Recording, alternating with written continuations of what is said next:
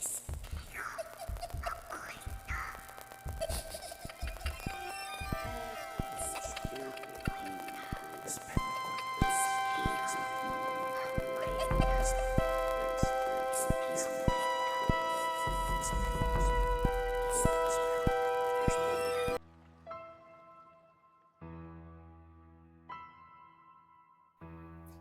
noches donde las sombras te devuelven la mirada. Esta noche se abrirá la puerta que juraste mantener cerrada para darle paso a todos los terrores que están esperándote en la oscuridad. ¿Estás listo? Bienvenidos a Espejo Oculto. Escucha con atención, porque el miedo nunca se fue. Está ahí, cerca de ti, más cerca de lo que te gustaría reconocer. ¿Lo viste o te vio a ti? En 1973, en un pueblo pequeño de Alemania, una mujer de 23 años dejó de comer. No por tristeza, no por enfermedad. Dijo que algo dentro de ella no quería que comiera. Los médicos la vieron adelgazar semana tras semana. Los sacerdotes la escuchaban hablar en voces que no eran la suya. Y cuando finalmente murió, no pesaba lo mismo que una mujer de su edad, sino lo que una niña de 10 años hubiese pesado. La pregunta que nadie ha podido responder en más de 50 años no es qué la mató, es qué o quién se quedó con ella durante los últimos 10 meses de su vida. Esto es Espejo Oculto. Bienvenidos de vuelta a Espejo Oculto, el podcast donde exploramos los rincones que la razón prefiere no mirar. Yo soy Daniela. Y yo soy Héctor. Como cada semana nos sentamos aquí con las luces bajas y la mente abierta para contarles historias que han sido documentadas, investigadas y que a pesar de todo el tiempo que ha transcurrido siguen sin una explicación que convenza a todos. Hoy hablaremos de algo que ha fascinado, ha aterrado a la humanidad durante siglos: la posesión demoníaca. No como leyenda, sino como un expediente. Vamos a recorrer casos reales documentados por la Iglesia Católica y por otras denominaciones, por hospitales, por tribunales en distintos países y en distintas épocas. Casos que han inspirado películas, libros y series, pero que empezaron siendo el ataque a una persona normal.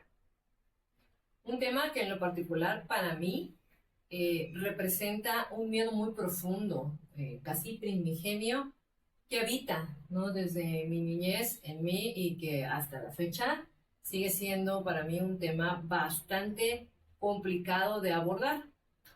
Y me imagino que para muchos de ustedes también lo va a ser.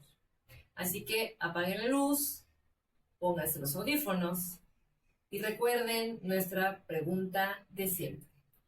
¿Lo viste o te vio a ti? Antes de entrar en los casos, hay que entender algo importante. La Iglesia Católica tiene un proceso formal para investigar ese tipo de sucesos. No es automático, no es que un sacerdote puede simplemente decidir que alguien ya está poseído y actuar. No, no es así. De hecho, existe todo un ritual que se le llama el ritual romano.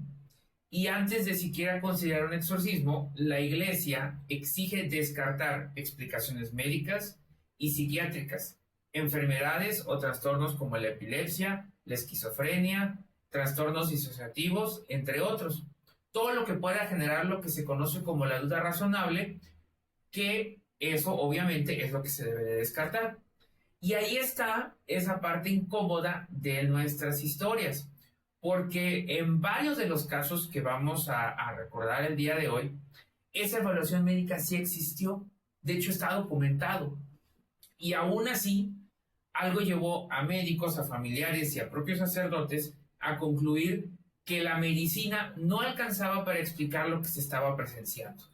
Sí, y pues lo que vamos a hacer hoy con estos relatos es decirles qué sucedió, más ustedes decidirán si creen o no creen. No estamos aquí para convencerlos de que el demonio es real, tampoco estamos para convencerlos de que no lo es, ¿vale? Estamos aquí para ponerles los hechos sobre la mesa, los testimonios de experiencias vividas por las familias, los documentos médicos, los registros judiciales y dejar que ustedes, con la luz apagada, decidan qué parte de esto lo siguen hasta la cama. Vamos a viajar por 4 continentes donde las experiencias de posesión han dejado huellas profundas, también han sido fuentes de inspiración y también han sido pesadillas para más de una de las personas que estuvieron presentes o bien aquellos que nos acercamos con ánimo de conocer. Empecemos por el caso que probablemente ya conocen sin saberlo, porque este caso inspiró la primera imagen que todos tenemos cuando pensamos en un exorcismo. Enero de 1949. Un niño de 14 años, al que la iglesia decidió proteger bajo el seudónimo Roland Doe para resguardar su identidad de por vida, un día normal comenzó a experimentar fenómenos que nadie en su familia podía explicar. Según los registros, todo comenzó después de que el niño usara una tabla Ouija para contactar con una tía que había fallecido unos días antes. Al principio todo empezó de manera muy sutil, eran ruidos aislados, sencillos, de fácil explicación, pero poco a poco todo comenzó a escalar.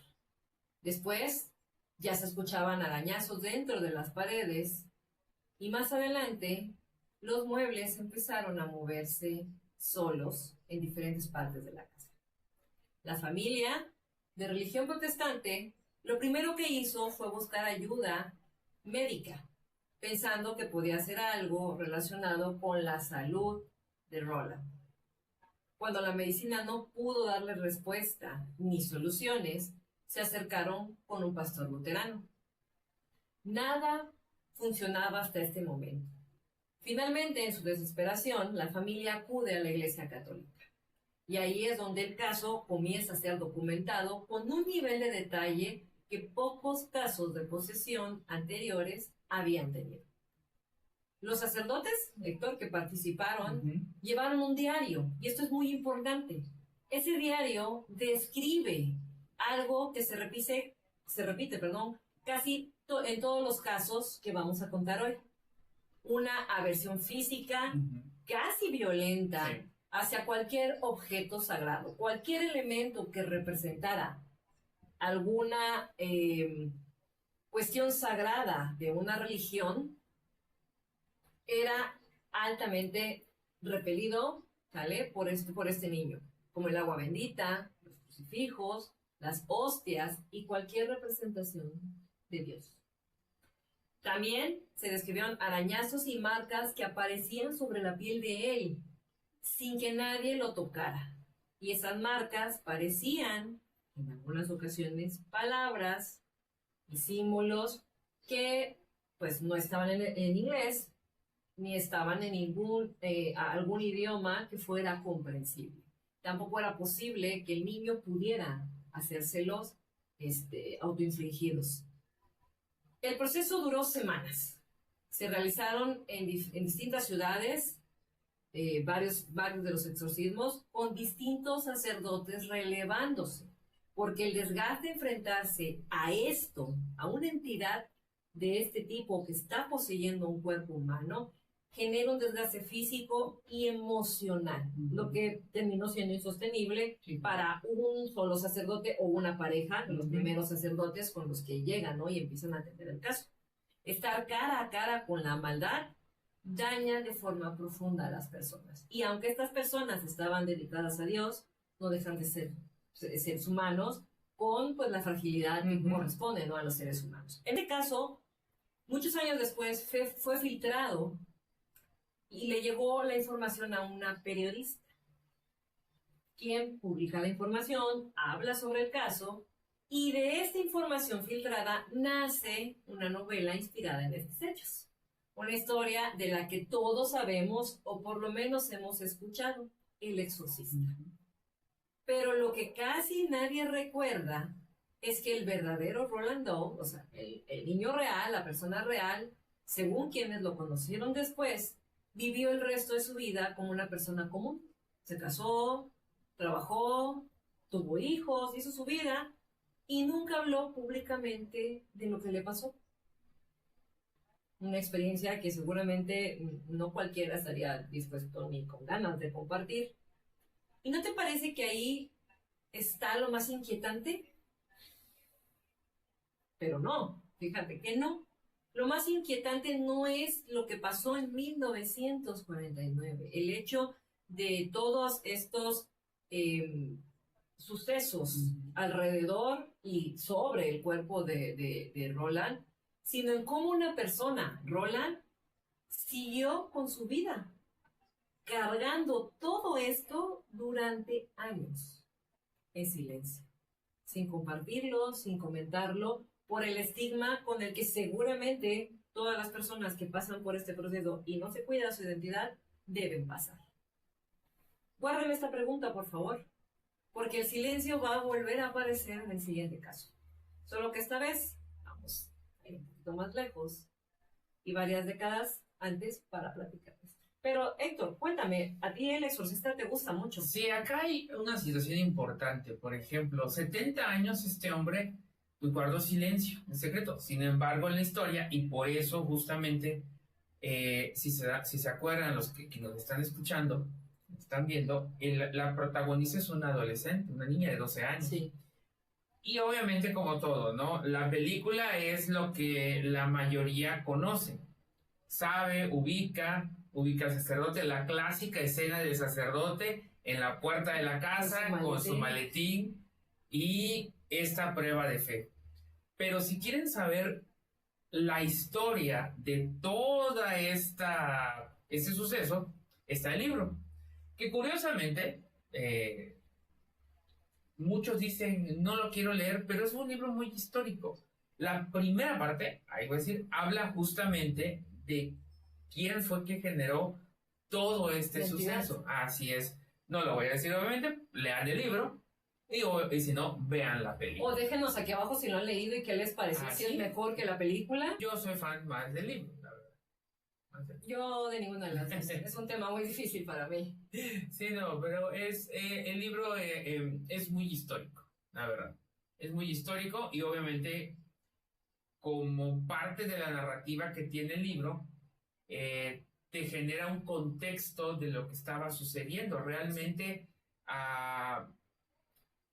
como se dice coloquialmente, la puerta aparentemente no estaba abierta. Sin embargo, sucedió en el libro. En la vida real, el caso de Roland Doe es completamente aparte. Ya vimos que él sí tocó la puerta, que fue justamente la comunicación que tuvo con la tabla Ouija, y que también se dio en un contexto histórico donde las últimas décadas de la moda espiritista que estuvo sucediendo en el mundo, y más después de la Segunda Guerra Mundial.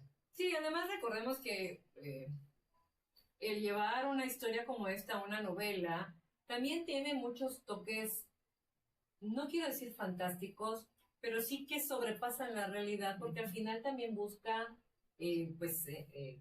generar una atmósfera, sí, lo mismo que hacen las películas, ¿no? Y una película hollywoodense obviamente va a acrecentar tanto cómo se ve físicamente una persona poseída, como las cosas que puede llegar a ser, que pues el que gire 360 grados una cabeza sería un poco complicado para una anatomía humana, ¿no? Pero sí sabemos, porque si no han visto videos de posesiones demoníacas, sí pueden llegar a ser contorsiones muy extremas, al punto que muchos casos de posesión han terminado con las articulaciones descoyunturadas, ¿no? Con fracturas, ¿no? Moretones y esto, que sí tiene que ver con esta expresión física de la posesión. Sí.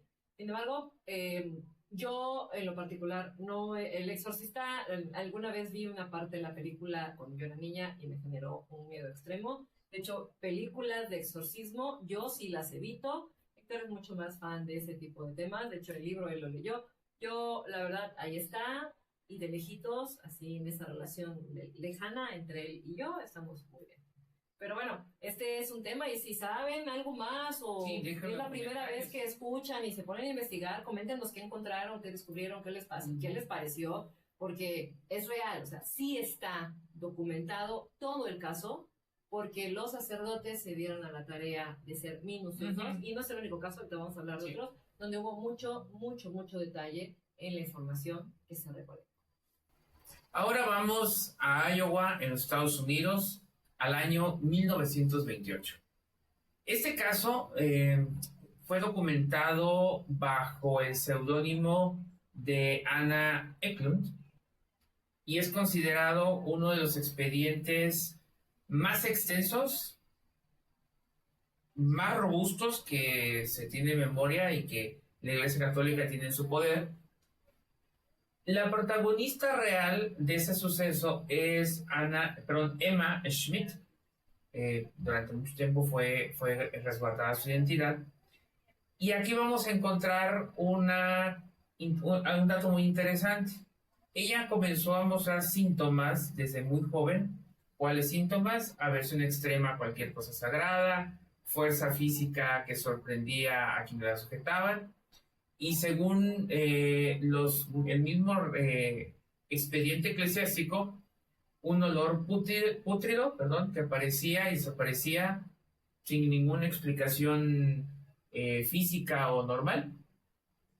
Este exorcismo fue dirigido por un sacerdote capuchino llamado Theophilus Ratzinger, si no mal recuerdo. Se extendió por semanas, con interrupciones, recaídas, parecía que estaba bien, luego no. Y bueno, este documento que tiene la Iglesia Católica se publicó, se filtró y se llamó Begone Satan. Describe a Emma, lo más impactante es vomitando de forma incontrolable, aun cuando ella tenía el estómago vacío, hablando en idiomas que no se conocían, es decir, no es su lengua materna, y además mostrando la fuerza física que es inversamente proporcional a su complexión física. ¿Qué es lo que va a ser importante de este caso? Uno, que esta posesión fue documentada de manera clínica, con hora, fecha, testigos, síntomas y todo muy específico. Es decir, fue un relato en tiempo real, casi, y obviamente es considerado el expediente más grande que se tiene de la intervención de la Iglesia Católica para contrarrestar esto. Igual que Roland Doe, en este caso Emma también tenía 14 años, era una adolescente de 14 años. Y si bien en el caso de Roland Doe se superó, aquí, imagínense ustedes, desde los 14 años hasta los 46 años estuvo inmersa en este fenómeno, ¿no? Desde los 14 hasta los 46. Y bueno, por eso pregunta, ¿por qué en un caso tan documentado, con tantos testigos, y que fue milimétricamente documentado, se guardó y se conoció hasta que alguien lo filtró? O sea, ¿realmente por qué fue eso, no? Hay quienes dicen que la propia iglesia que decidió mantenerlo en silencio, otros dicen que no, que dentro de la iglesia son los que decidieron filtrarlo, y hay una tercera que dicen que mejor decidieron esperar hasta que los protagonistas de este fenómeno, pues ya no estuvieran en este plano y entonces pues, ya no pasa nada, nadie puede reclamar. Cosa contraria, por ejemplo, a uno que vamos a ver más adelante. Cualquiera que sea la razón, en este caso de Emmy Schmidt, el resultado es el mismo. Un caso extraordinariamente documentado, casi nadie conoce fuera del círculo especializado eclesiástico, se filtra y entonces ahí se empiezan a conocer detalles de cómo son esos fenómenos, ¿no? Esas características que deseamos al principio, que vimos con Roland Doe, se repiten con Emmy Schmidt. Y un dato adicional, no necesariamente es una constante, pero los dos son adolescentes de 14 años. Sí. ¿No? ¿Verdad? Sí. De hecho, ahorita viendo esto, yo me quedé pensando, este tipo de documentos que se guardan, ¿no? Que la iglesia guarda para sí, quizás es parte de una forma en la que la iglesia protege a las personas de cierta manera de una información que es tan impresionante, ¿no? Porque pues, sí es impresionante estos temas.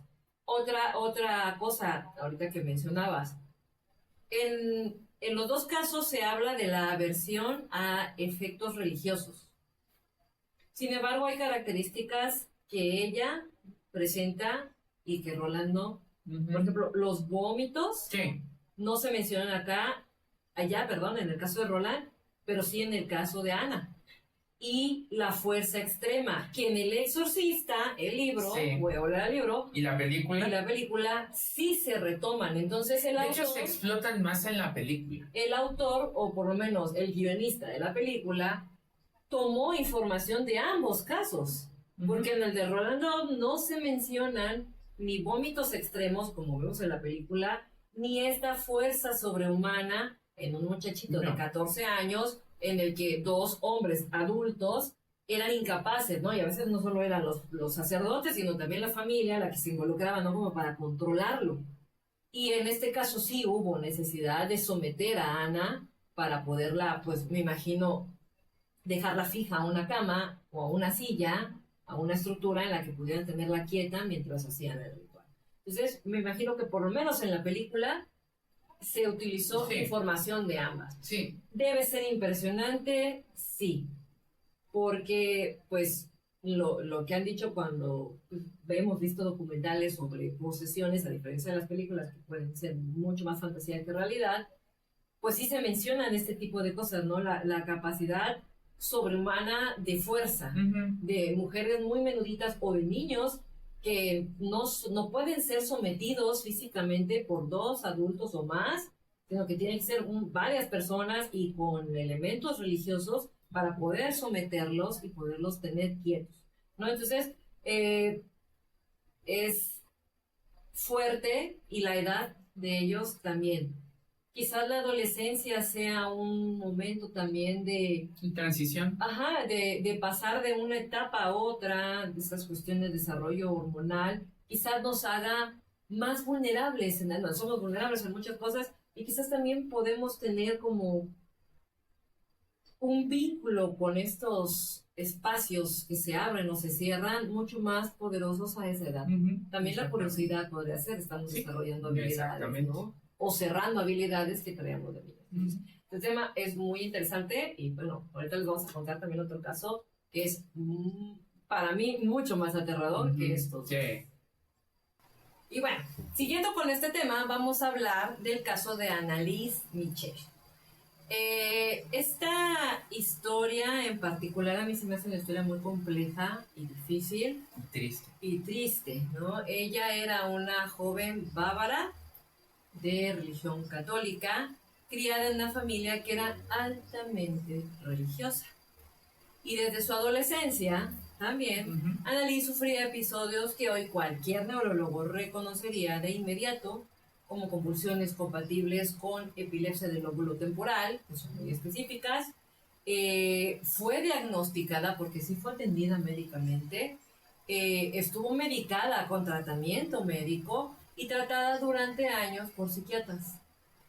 Sin embargo, estos tratamientos no controlaban todos sus episodios, lo que a una familia muy católica, profundamente religiosa y allegada a cánones de la iglesia, deciden pues darle otra visión, sobre todo cuando Annalise con el tiempo empezó a experimentar otras experiencias, como ver rostros demoníacos superpuestos sobre las caras de las personas que la rodeaban.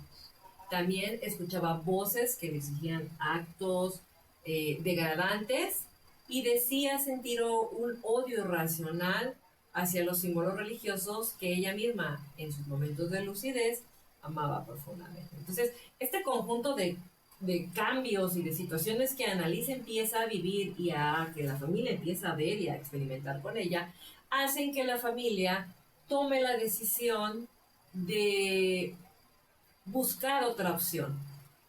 Ya se encontraban agotados, porque no debe ser fácil tener, ¿no? Porque esto fue durante, o sea, años, desde que ella empezó hasta que empieza a pasar estos procesos, cuando ya la empiezan a atender desde la iglesia, la familia ya estaba cansada de las cosas extrañas, raras, o sea, del sufrimiento también de Annalise, ¿no? Ante esto. Y como la medicina ya había agotado todo lo que podía dar en su momento y no ofrecía alivio, se acercaron mucho más a la iglesia y ahora sí buscaron a la iglesia como la atención a la situación de Annalise. ¿Vale?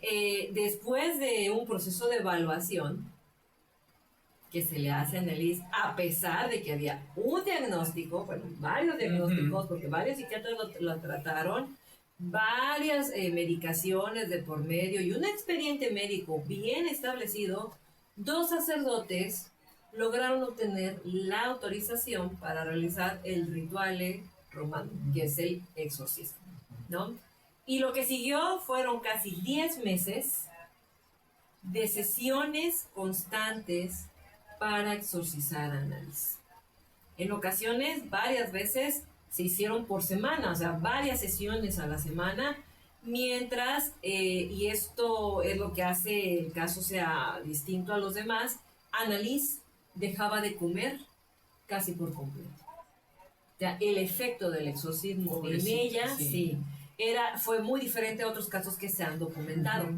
Los sacerdotes tenían una teoría sobre por qué rechazaba la comida, y ellos pensaban y suponían que era parte de la posesión. O sea, lo que estaba ocupando el cuerpo de Annalise anulaba el hambre normal y natural que cualquier cuerpo puede llegar a sentir, además del extenuante que son estos trabajos, ¿no? De los exorcismos.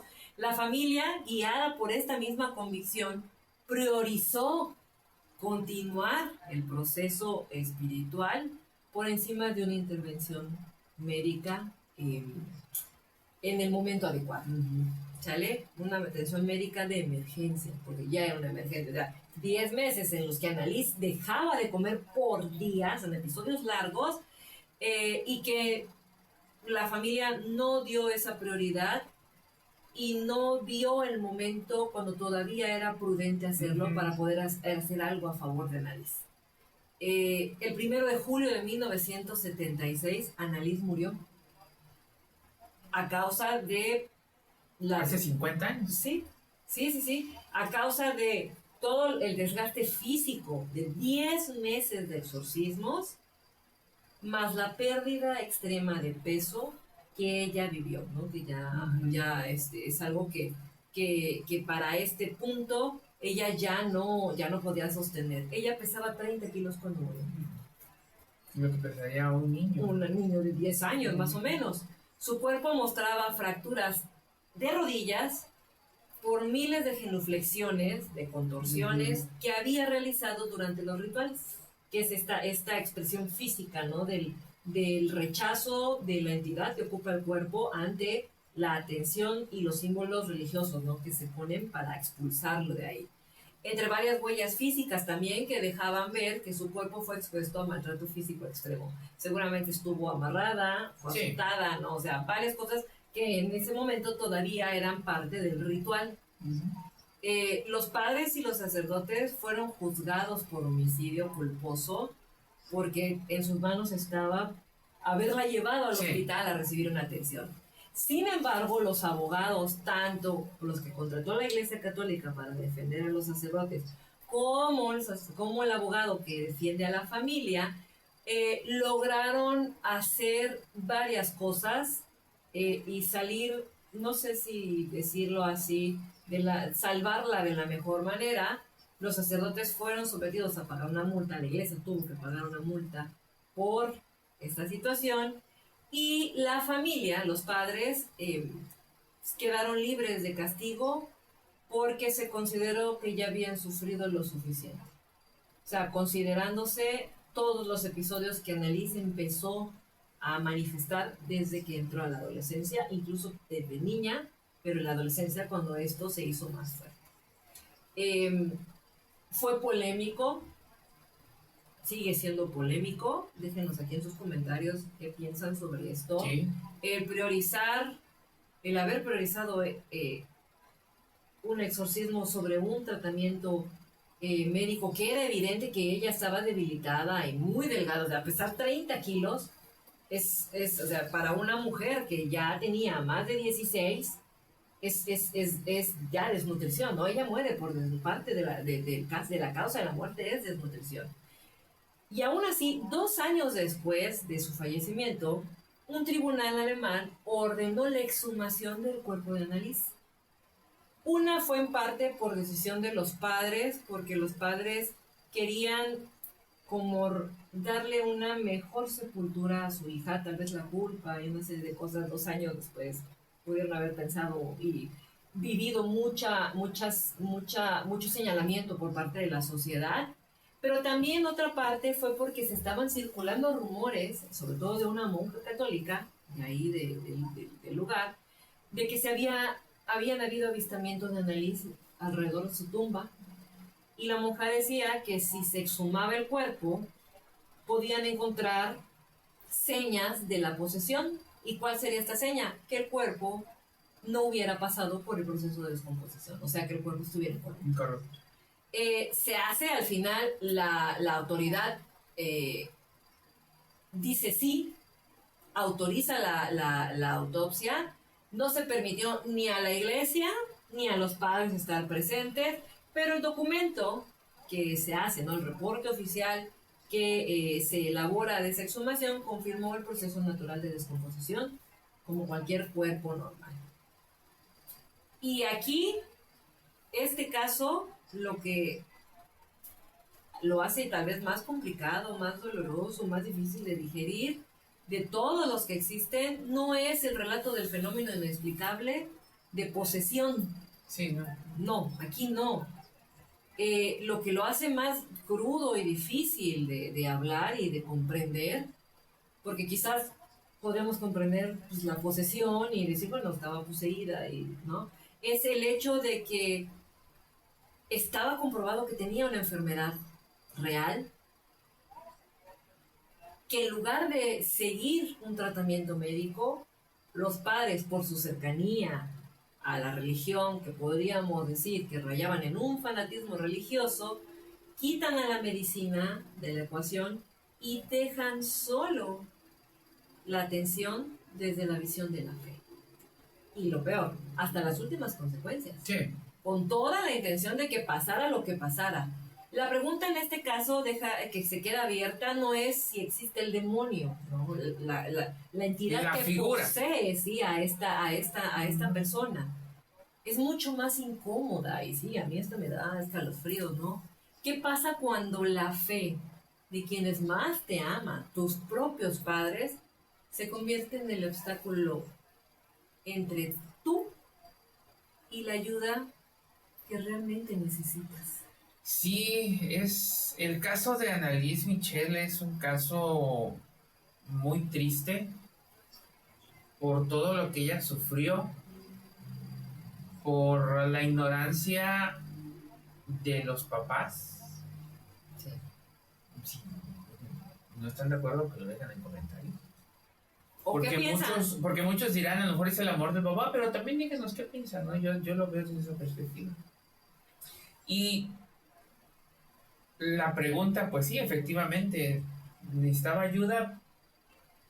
¿Y por qué no mejor haber hecho equipo las Sí. las dos áreas, el área espiritual y el área científica, y no privilegiar solamente una. Como una atención integral. Exactamente. Y bueno, la historia de Annalise Michel inspiró la famosa película del exorcismo de Emily Rose de 2005, que sale esta actriz que se me fue el nombre, que hace de hermana de Dexter en la serie. Sí. Y a mí esa película en lo particular, a mí me gustó, me llamó la atención, porque me voy a centrar en la parte del juicio, ¿no? O sea, en el juicio llevan a los padres y al sacerdote en la película y presentan como pruebas grabaciones de los... Ajá, exactamente. Llega un médico, si no mal recuerdo, y está ambientada en Estados Unidos, pero sabemos que el caso es alemán. Y es la primera vez que efectivamente un sacerdote llega a un tribunal a explicar esto. Ya dijimos, una multa, los papás fueron exonerados, pero también hay otra cosa que sucedió a raíz de lo que fracasó en el caso de Annalise Michel. Uno, al año se modifica el protocolo para realizar exorcismos. Si no mal recuerdo, eso inició con Juan Pablo I y se concluye ya como tal con Juan Pablo II. Ya se hace todo mucho más específico. Y dato curioso, esto no tiene que ver necesariamente con el caso de Annalise Michel, pero puede ser una base. Cuando el Papa Francisco vivió en 2020, creo, no recuerdo bien la fecha, pero vi la nota, hubo una reforma más al protocolo de exorcismos. Cuando ahorita no ha habido un caso mediático, o si ustedes saben uno, déjenlo en comentarios. Sí, sí han escuchado en pero sí, yo vi la nota en El País, el periódico El País, una nota que estuvo súper escondida ya al final, y ahí me llamó la atención, y ahí viene y le explican, porque el Papa Francisco, según esto, tuvo mucho contacto con algunos de esos sucesos cuando estuvo en Argentina, ¿no? Digo, eso ya puede ser otro tema, si les gusta.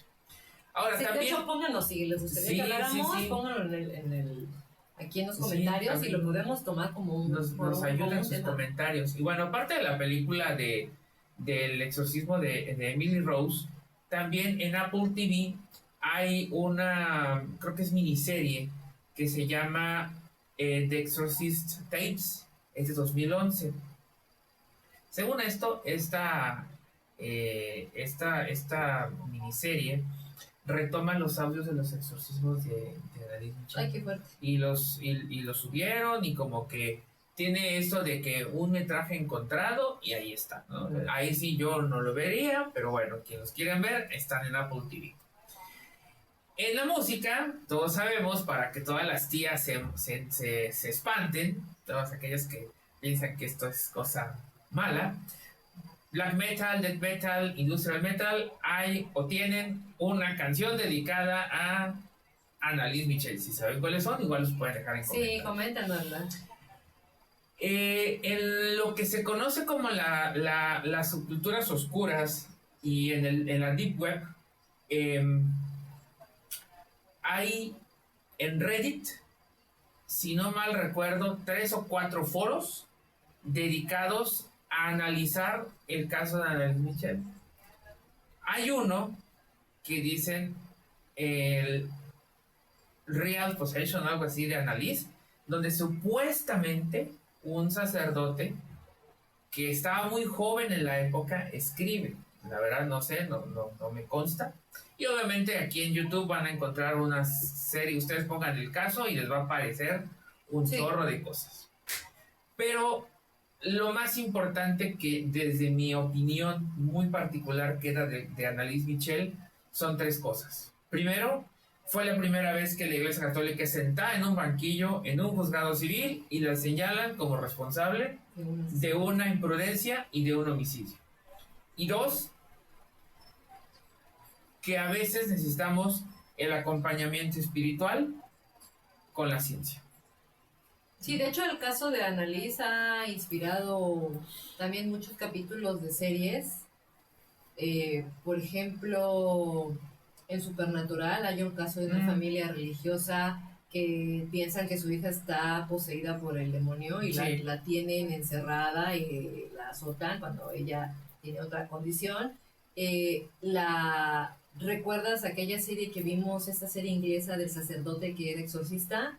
Ah, También sí, sí, uno de sí, los sí, sí, sí. capítulos Uno de los habla de una capítulos se me familia olvidó, se me fanática. olvidó. En los Expedientes No, X también hay también un hay capítulo, una. ahorita haciendo memoria, hay un capítulo de un exorcismo donde hay una familia muy religiosa que justo, ¿no? Superpone el bienestar y la atención médica a su familiar sobre la atención religiosa. Es correcto. Pasara lo que pasara. Sí. Entonces aquí creo que de todos los casos este es el más polémico por este efecto dominó que se viene sobre el poner en riesgo la vida de una persona, porque la decisión no solo la tomó la familia, también estuvo involucrada la iglesia. Entonces, déjenos en sus comentarios qué piensan, ¿no? ¿Qué piensan? ¿Está correcto? ¿Está mal? ¿Fue fanatismo? ¿Fue falta de información? Cansancio de los padres también. A lo mejor los sacerdotes querían experimentar, no lo sé, porque consiguieron la autorización pese al que ya había documentos médicos, cuando se supone que si hay un caso de este tipo con alguna duda razonable como un dictamen psiquiátrico, no se puede hacer. O a lo mejor los adulteraron. Bueno, sí, que déjenos sus teorías. ¿Quién sabe? Déjenos sus teorías, estará muy interesante leerlas y comentarlas. Y ahora vamos a algo más cercano, más en nuestro entorno, porque esto no sucede nada más en Estados Unidos, en Europa, sucede en todo el mundo. Y pues vamos ahora a trasladarnos a lo que se le conoce como el Amityville mexicano. Imaginen ustedes lo siguiente: una casa promedio en México o en cualquier país de América Latina, en una colonia promedio en México o en América Latina, pero vamos a centrarnos en México porque dije el Amityville mexicano.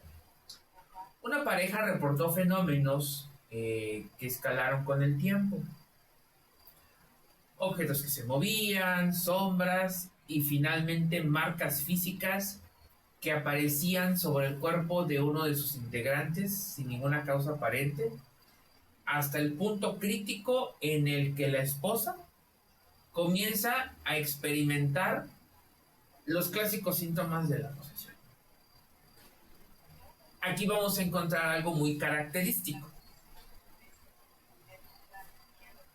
Si con Roland, con Emma, con Annalise había vómito, había movimiento, había fuerza extrema, en el caso mexicano, el cambio de voz. O sea, una mujer que habla con una voz muy fuerte.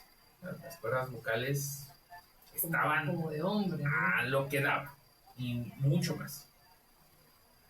Y comportamientos extraños, y aquí se maneja la levitación. En El Exorcista, la levitación se ve en la película, no en el caso con Roland. Sí, no estuvo documentado. No estuvo documentado. Bueno, aquí se supone que sí está.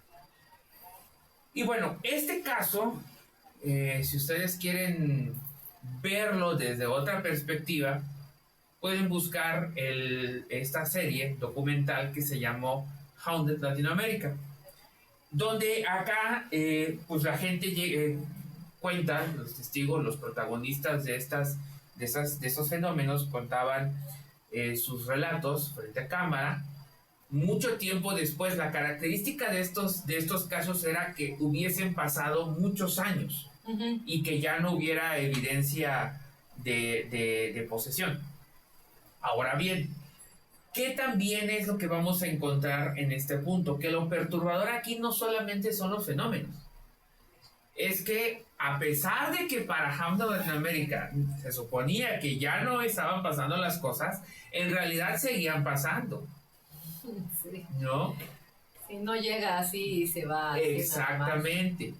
¿No? Seguían pasando. No voy a decir qué episodio es, vayan a ver la serie. Postdata, Haunted Latinoamérica, dinos que lo vieran en este espejo, ¿no? Bueno, segundo caso que también vamos a ver, este sí también está documentado y sucedió en el estado de Michoacán. Algunos dicen, la verdad es que se ha también tratado de ocultar un poco, que fue o en Apatzingán o fue en Uruapan. Ahí va a ser un niño. Este niño se supone que lo llevan a un curandero y ahí el curandero hace algo, no canaliza algo bien y se va. Entonces lo llevan a curar, como decimos coloquialmente aquí en México, llevan a curar al niño con este curandero. Y lo que siguió fue el ritual que terminó en la muerte del menor. Entonces no canalizó bien esta persona este ritual, ¿no? El caso se convirtió en un juicio penal. Juicio ante un juzgado. ¿Cuándo pasó? También esa es una cuestión que se está... por lo delicado que fue, algunos mencionan que fue a finales de los 80s, otros que fue a principios de los 90s. Lo cierto es que en esa época también México vivió el miedo de los narcosatánicos. Sí. Y también vivió esto del Satanic Panic, los remanentes que venían de los Estados Unidos. Entonces se mezcló con todas las situaciones. Pero si ustedes ponen en Google posesión de un niño en Michoacán, muy probablemente les van a aparecer muchos resultados que van a generar una historia, ¿no? Ahí también lo pueden ustedes tomar. Y este caso, a diferencia de los anteriores del niño de Michoacán, no nos deja preguntándonos si lo sobrenatural es real. Más bien nos deja preguntándonos qué tan lejos puede llegar una comunidad guiada por el miedo y la desesperación para ir con un curandero y exponer a un niño. Sí, de hecho, así como el caso de Annalise, aquí se repite eso. Y no solo estuvieron involucrados los padres, estuvo involucrada la comunidad.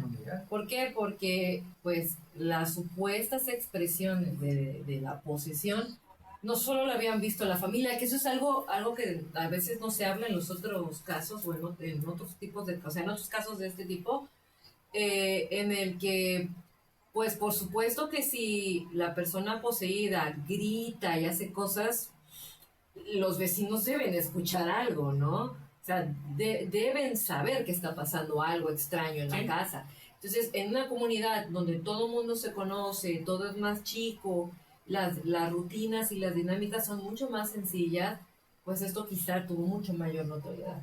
Aquí, pues, no se acercaron a la iglesia, no, porque pues estamos hablando de comunidades donde las prácticas todavía son prácticas de carácter prehispánico, donde pues el curandero es el que hace todo, el médico y el que limpia y el que sana y el que hace todo, y se acercan, ¿no? Y eso es, pues, creo que todavía más grave aún que lo de Annalise, porque aquí fue una comunidad la que estuvo de acuerdo y involucrada en llevar al niño, o sea, con el consentimiento de los padres, o tal vez sin el consentimiento de los padres, a que lo atendieran, ¿no? ¿Cómo habrá sido el ritual? Que estuvo mal. ¿Qué gravedad habrá tenido ese ritual que terminó en la pérdida de la vida de este menor? Y es, o sea, importante, del niño.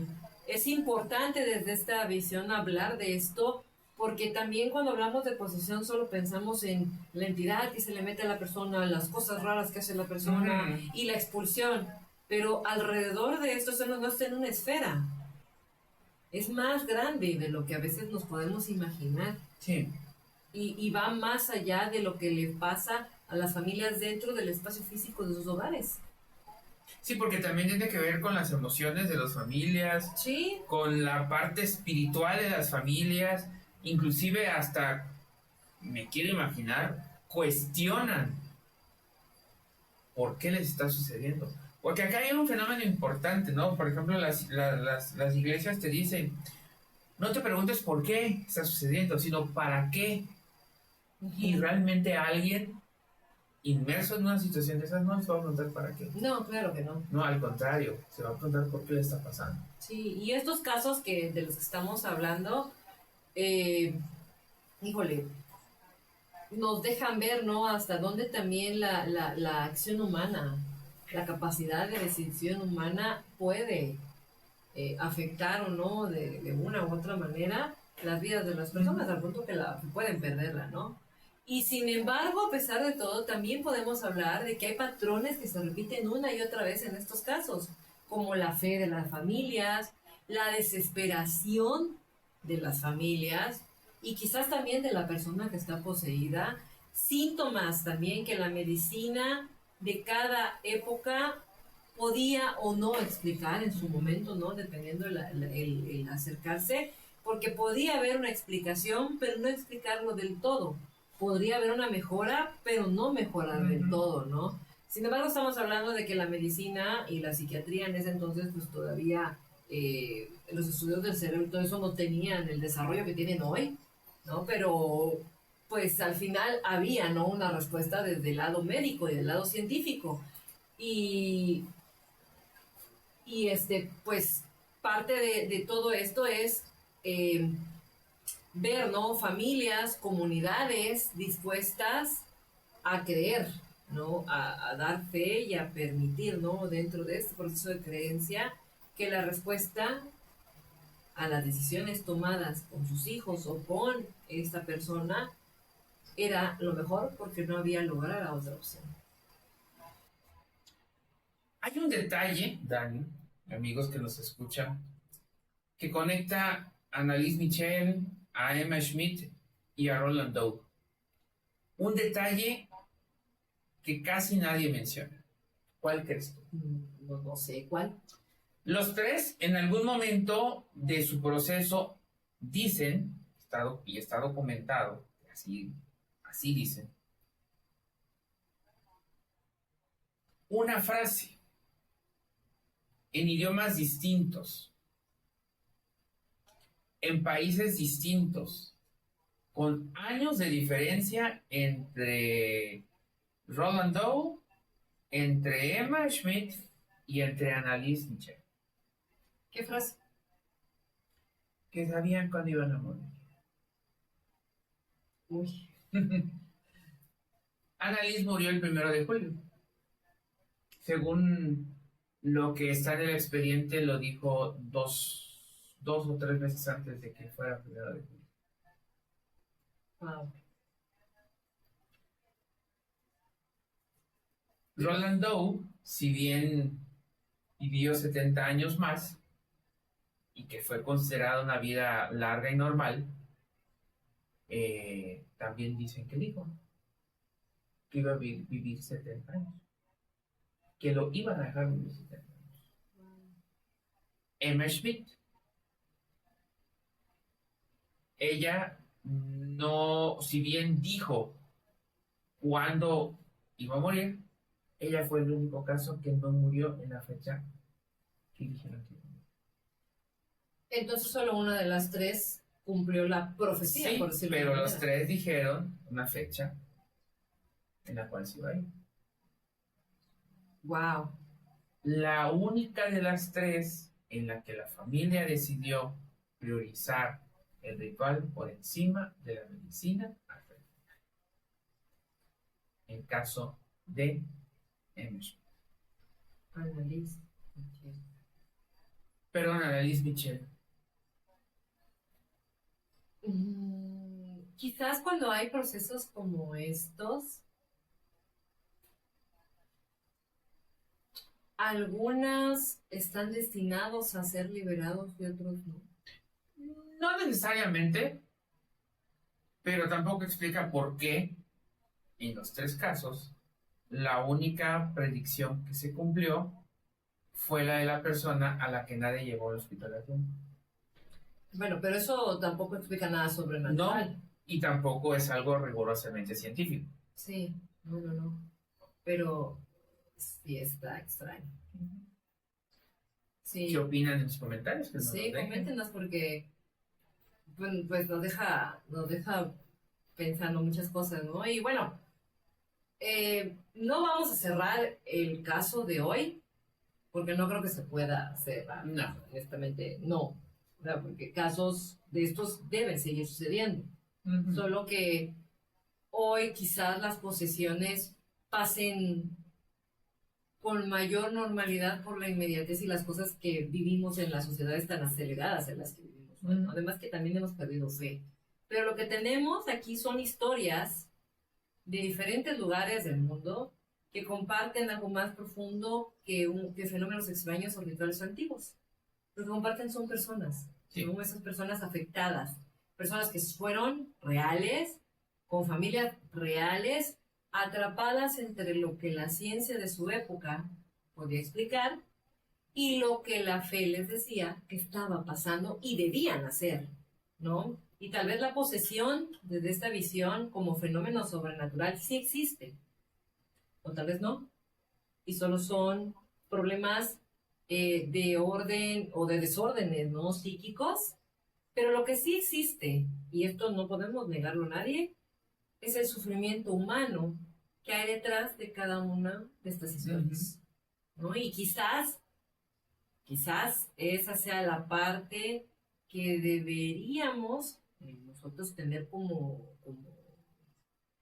esta parte dolorosa, ¿no? Quitarla como si fuera un sueño, ¿no? Y hoy ustedes deberían quitárselo también. No la idea de algo que pueda poseer un cuerpo, sino la idea de qué decidiría tu familia si a ti te pasara algo como esto, ¿no? Y yo creo que desde esta visión no falta ninguna entidad, ni ningún demonio, ni nada, para que alguien se quede completamente solo con su dolor.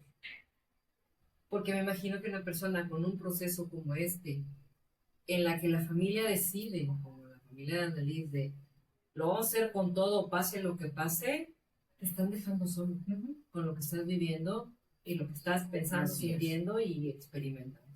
Correcto. Qué fuerte. Ese tema es sumamente complejo, triste y aterrador. Hablar de posesiones no es fácil porque en realidad no sabemos si hemos conocido a alguien poseído. Y bueno, hablando de esto, el ente nos pidió que les compartiéramos una historia que él recordó cuando nos escuchó preparando este episodio.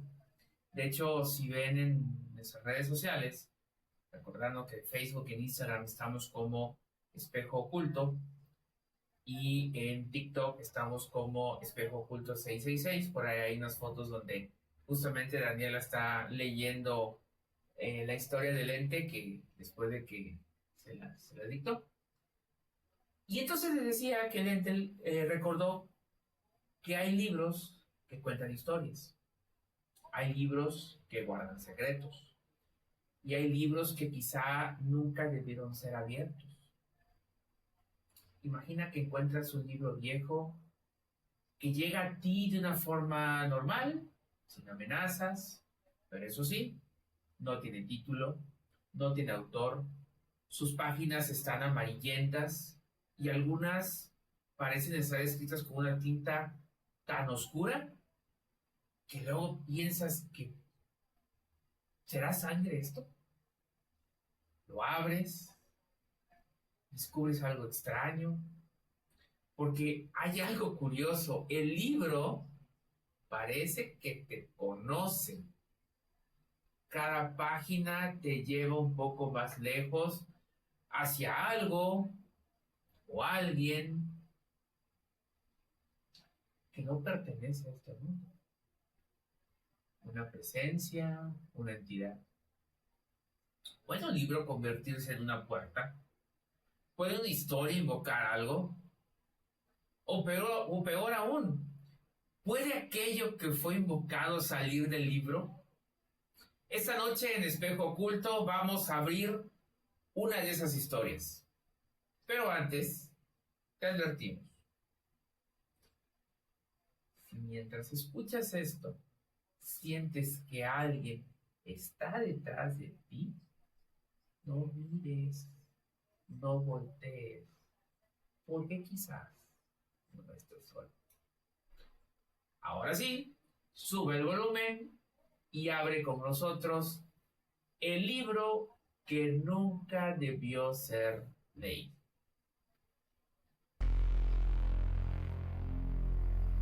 Ese día comenzó como un día normal, o eso había pensado ella. Haciendo sus actividades comunes de un sábado por la mañana, se encontraba muy cerca de su casa comprando víveres y enseres para la semana. Mientras caminaba, repasando su lista de compras, se topó con la hermana menor de un buen amigo. Desde que la vio, notó en ella algo diferente, pero no pudo identificar qué fue. Quizá estaba nerviosa o trataba de ocultar algo. A la distancia, eso nunca quedó claro. Pero sí debió darse cuenta en ese momento. Se saludaron y platicaron de trivialidades. Ella estaba a punto de despedirse cuando por fin notó que ese traía un pequeño libro empastado en negro en una de sus manos. Ella es una persona que ama leer y nunca perdía la oportunidad de hojear libros para ver si podían ser una oportunidad para disfrutar de horas en una buena lectura. Así que le preguntó por él. Ese contestó sin mucha emoción que era un libro con el que estuvo trabajando para cumplir una serie de retos y actividades que le dejaron en un grupo al que ella va. Según ella, ese estaba en un grupo de scouts y sin ningún temor o cuidado le pidió si le dejaba hojear. La curiosidad era una de sus cualidades. En cuanto lo tomó con su mano derecha, tuvo una ligera pero extraña sensación, como si el libro tuviera una vibración, como una energía que emanara de él. Recorrió su superficie lisa y suave con ambas manos. Era de piel en color negro, de un negro inusual, profundo, sin brillo. Parecía un abismo dispuesto a tragársela. Se veía que el libro era antiguo, pero estaba en excelentes condiciones. Con esto, su curiosidad iba en aumento. Cuando lo abrió, se llevó una gran sorpresa. El papel con el que estaba elaborado parecía papiro antiguo, de ese que se pone amarillento y se ve frágil por el paso del tiempo.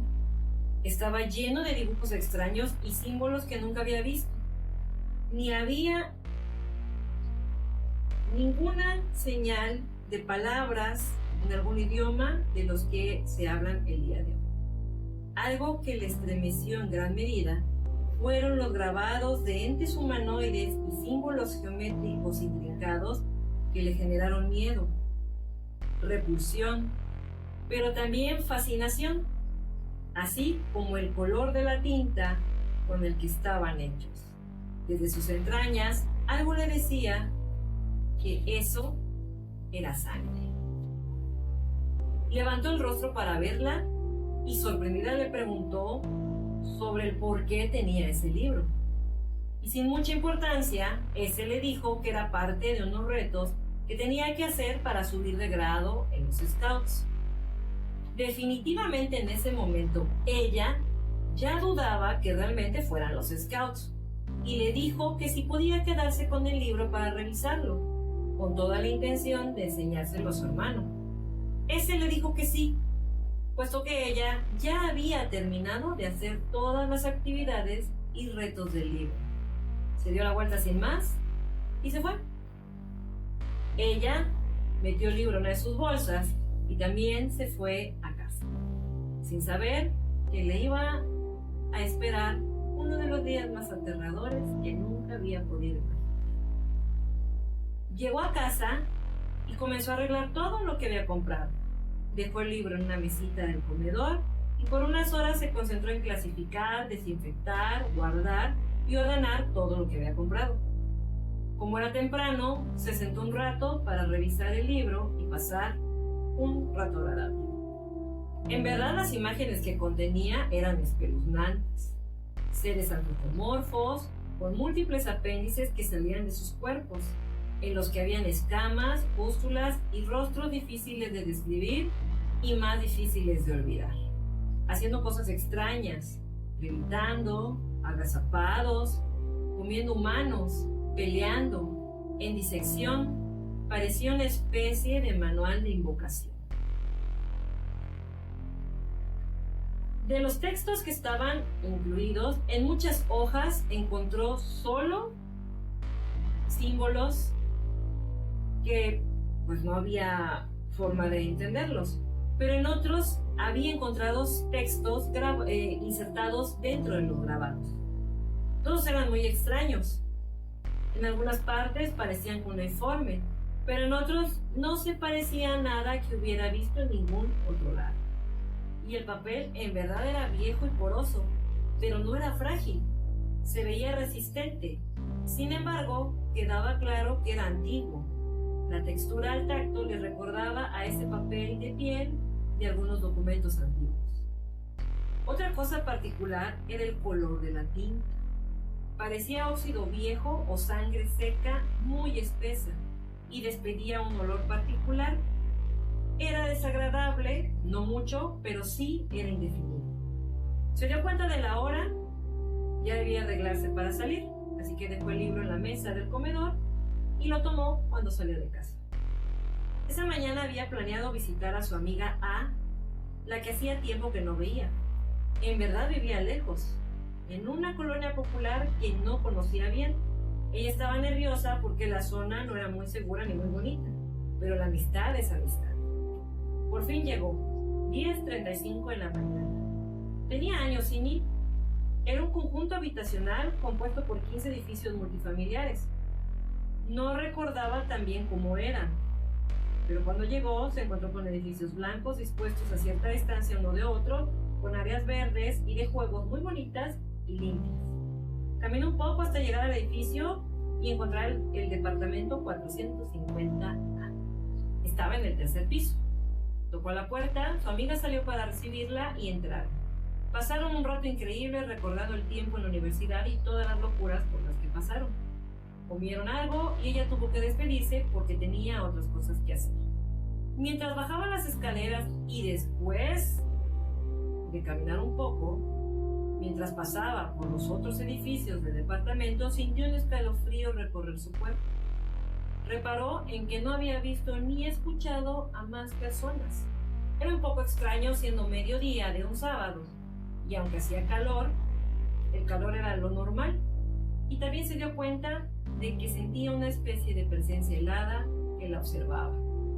Nerviosa, caminó todo el tramo que le llevaba a la zona donde se ubicaba la única parada de transporte público. Tuvo que esperar un rato que le pareció una eternidad. Estaba sola y comenzó a hacérsele muy raro que hasta ese momento no había visto persona alguna en el lugar. Por fin pasó el colectivo. Venía vacío. El chofer la saludó y la vio extraño.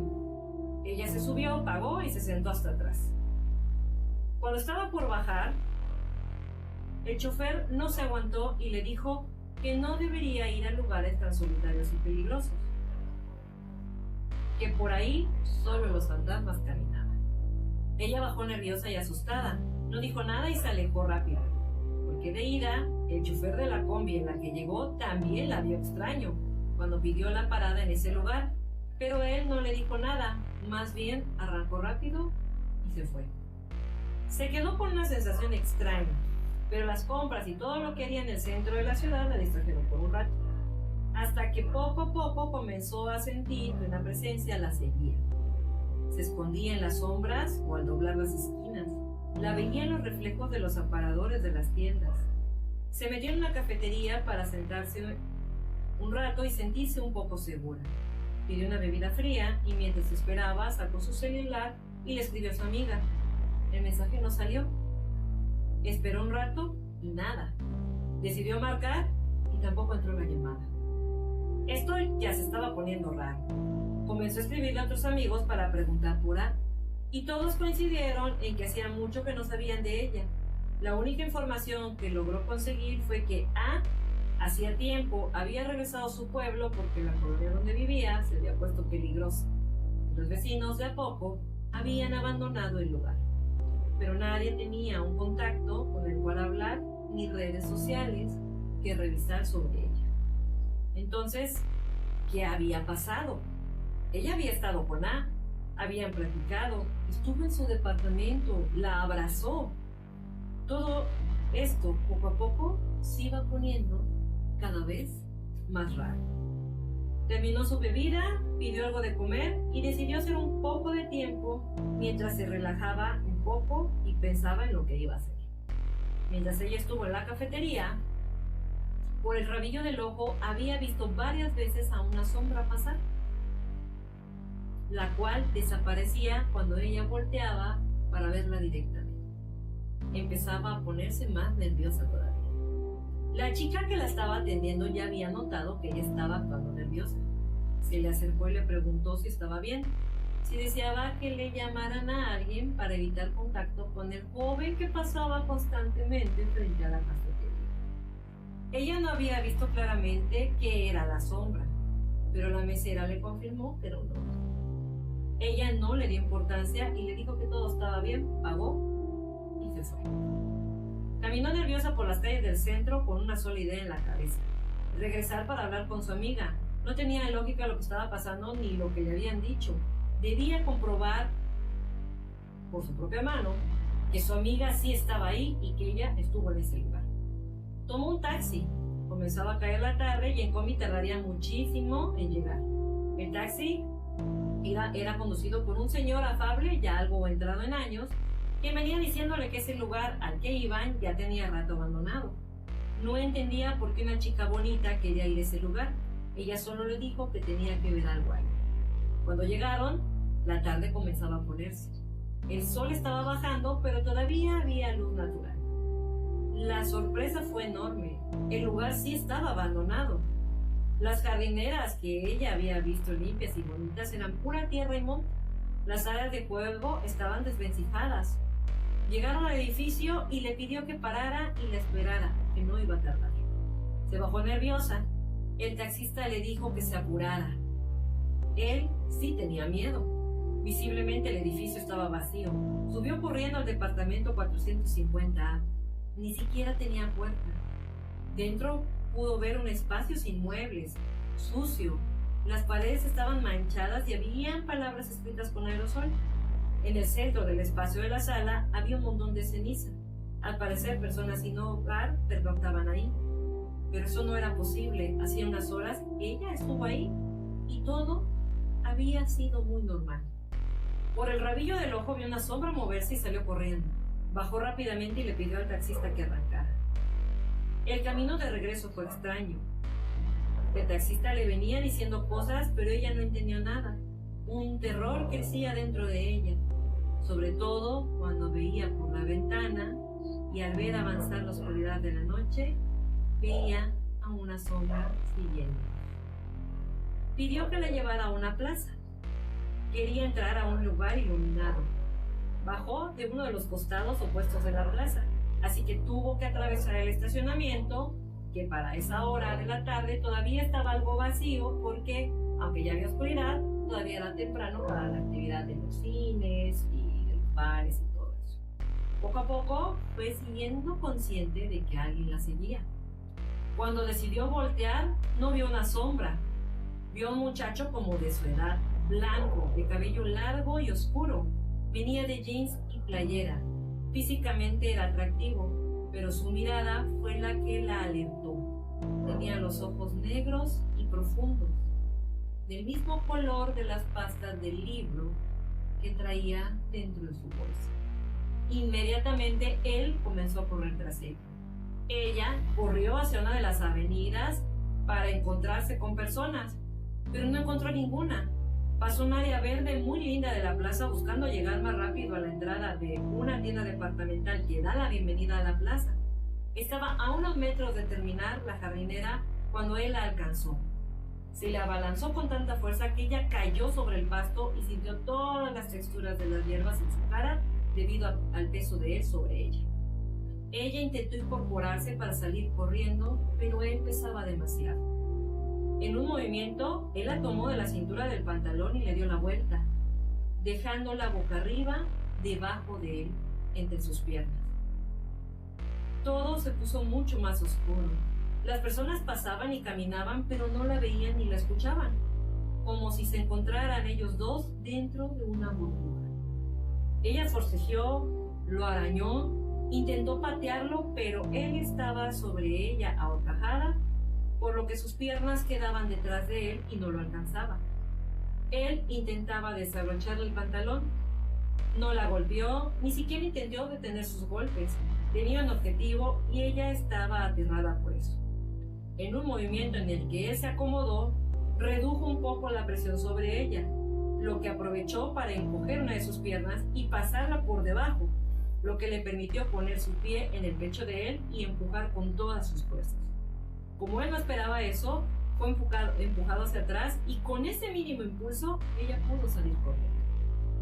Nunca en su vida había corrido como esa noche. No veía nada, solo luces y caras que la veían con extrañeza. Y ella pasaba cuadra tras cuadra tras cuadra con un objetivo: llegar a su casa. Cuando por fin llegó, sin aliento y muy cansada, abrió la puerta como pudo, le temblaban las manos.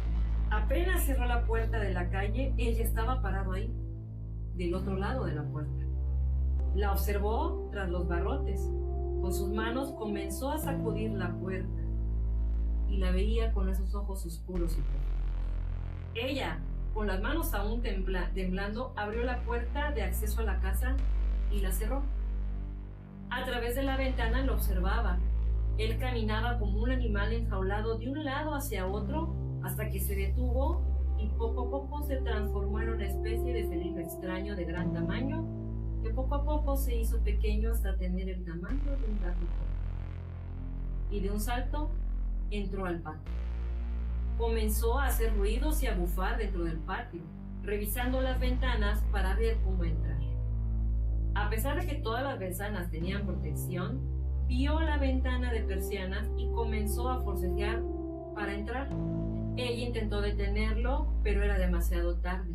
Él ingresó, volvió a tomar su forma humanoide y se abalanzó sobre él. Ninguno de los vecinos sabe a bien qué sucedió con ella. La encontraron varios días después encerrada en su casa, delirante. Los vecinos se alarmaron al no verla por varios días. Ella ya no hablaba, tenía la mirada perdida y estaba embarazada. Todos se sorprendieron, ya que nunca notaron nada. La autoridad determinó que debía ser llevada a un centro psiquiátrico para cuidarla mientras se recuperaba para ser entregada a su familia una vez naciera la criatura, de cuyo padre nadie sabía nada. Pero había dejado la semilla que crecía dentro de ella.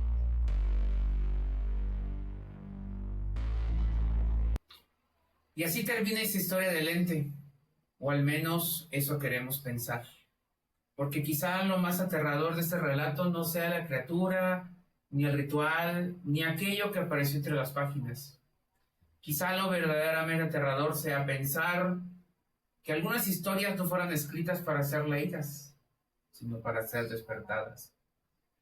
Y ahora que conoces lo que ocurrió, hay una pregunta que probablemente no puedes quitarte de la cabeza, y no lo deberías de hacer. ¿Qué harías si encontraras a ese libro frente a ti? ¿Lo abrirías? ¿Leerías la primera página? ¿O tendrías el valor de cerrarlo para siempre? Porque recuerda, un libro puede permanecer cerrado durante 100 años, pero eso no significa que aquello que está adentro esté dormido. Y si esta noche escuchaste pasar una página, aunque no hayas tocado un libro, no busques de dónde viene ese ruido. Quizá ya sea demasiado tarde, porque algunas historias terminan cuando cerramos el libro. pero algunas continúan cuando lo cerramos. Y recuerda, hay cosas que es mejor no mirar y mucho menos leer. Gracias por acompañarnos una vez más en Espejo Oculto. Si esta historia se quedó contigo, si alguna de estas voces te siguió hasta este punto del episodio, cuéntanos en los comentarios cuál de los casos que platicamos te dejó más inquieto. Nosotros los leemos todos. Y si aún no lo has hecho, suscríbete al canal y activa la campana para que no te pierdas de los próximos episodios. Dale like si sientes que esta historia merece llegar a más oídos esta noche. Compártelo con esa persona que ama quedarse despierta escuchando este tipo de historias. Y si tú tienes una experiencia paranormal propia, con un libro, por ejemplo, algo que nunca le has contado a nadie, este es el lugar para hacerlo. Escríbenos, la leeremos en un próximo episodio. Síguenos en todas nuestras redes sociales, en Facebook, en Instagram, estamos como Espejo Oculto, y en TikTok como Espejo Oculto 666. O escríbenos a nuestro correo oficial espejoocultohd@gmail.com. Y recuerda siempre, prepárate para dormir cuando termines de escuchar esto. Revisa debajo de tu cama, debajo de tu closet, atrás de la puerta. Y como siempre, la pregunta: ¿Lo viste o te vio a ti?